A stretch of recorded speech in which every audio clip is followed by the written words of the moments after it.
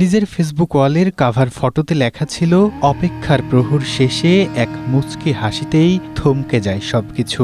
কে জানতো নিজের লেখা সেই কথার মতোই সত্যি সত্যি থমকে যাবে তার পুরো জীবনটাই। বৃহস্পতিবার গভীর রাতেও যিনি কণ্ঠের সুধা ছড়িয়ে মুগ্ধ করেছিলেন অসংখ্য মানুষকে, কে জানতো সেই সুরই হতে যাচ্ছে তার জীবনের শেষ গান। সিলেটের বিশ্বনাথের সাবাল শাহের মাজার থেকে গান গেয়ে ফেরার পথেই ঘটে সেই মর্মান্তিক দুর্ঘটনা। শুক্রবার সকালে সিলেট ঢাকা মহাসড়কের ওসমানীনগরের কাশিকাপনে দুটি বাসের মুখোমুখি তীব্র সংঘর্ষে পিচঢালা রাজপথেই নিভে গেল তার জীবন প্রদীপ। চিরতরে স্তব্ধ হয়ে গেল ২৩ বছর বয়সী বাউল শিল্পী পেহেলি ভৈরবীর সুরের যাত্রা।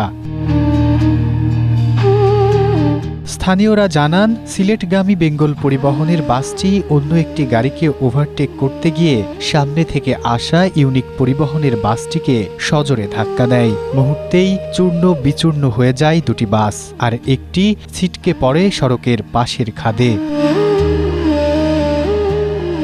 কিশোরগঞ্জের ভৈরবের মেয়ে পেহেলি ভৈরবী একা নন।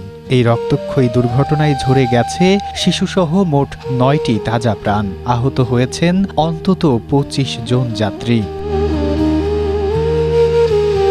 মৃত্যুর কয়েক ঘণ্টা আগেও যিনি ভক্তদের সামাজিক যোগাযোগ মাধ্যম ফেসবুক লাইভে ভিডিওতে বেঁচেছিলেন গান গেয়ে, শুক্রবার বিকেলে সেই শিল্পী ফিরলেন চাদরে মোড়ানো নিথর এক লাশ হয়ে।